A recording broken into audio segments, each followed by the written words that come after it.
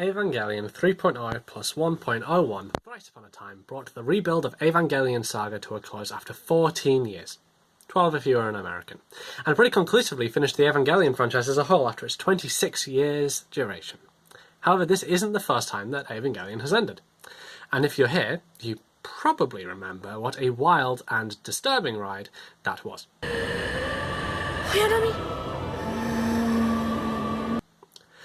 But I'm not here to try and explain the End of Evangelion movie to anyone yet.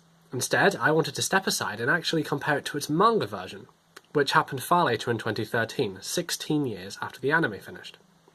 First of all, I want to look at their similarities and differences for a little bit, and then afterwards I want to explain why I personally believe that despite its disturbing scenes and poor writing in some parts, and its far from satisfying ending, the better End of Evangelion is in fact the movie.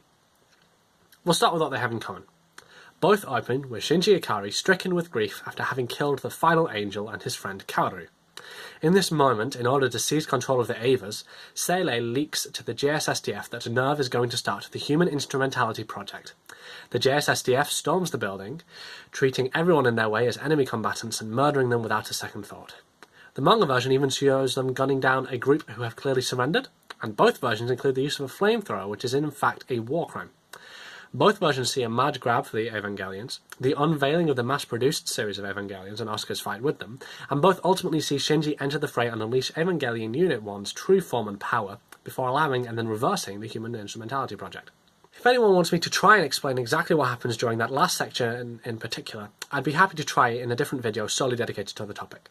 Meanwhile, for the differences, in the manga, Gendo is the one who comes to Shinji's rescue instead of Misato. Evangelion Unit 1 doesn't arrive in its transcendent state, and the explanation of the history of Evangelion is honestly much better. It even touches on what the first impact was. Meanwhile, in the movie, Asuka is able to better defeat the mass-produced Evangelions without Shinji's help, instead of being overwhelmed. And this last difference is one that I feel is most important. The first half of End of Evangelion was contained within the final section of the previous movie, Death and Rebirth.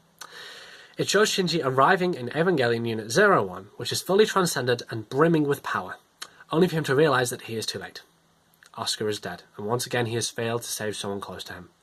It promised a fight for the ages, unkillable opponents versus an unstoppable force. It promised revenge. It promised absolute destruction. But End of Evangelion did not deliver that. Instead, Shinji freezes and allows himself to be carried up into the air by the mass-produced Evangelions. Contrast this to the manga. Shinji arrives when Asuka is down and makes the save. He fights and fights and fights before being overwhelmed. Then Evangelion Unit 1 transcends, giving him the power boost he needs before he gets carried into the air. The two different versions then continue along the same path for the most part.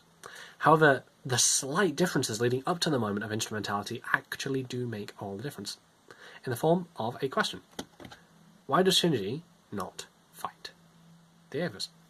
Why does he choose to allow all life to become a single, unfeeling entity, if only for a moment?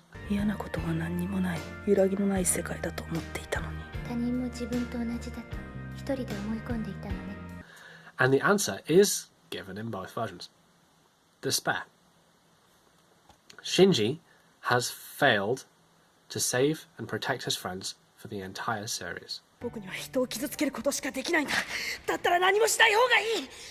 Just beforehand, Misato has given her life to give him this chance to save Asuka.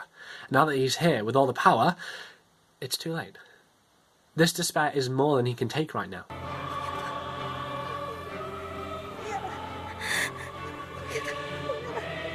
And so he chooses to make an emotionless world in which he can no longer be hurt. It makes sense. Yet in the manga, he hasn't failed to save Asuka.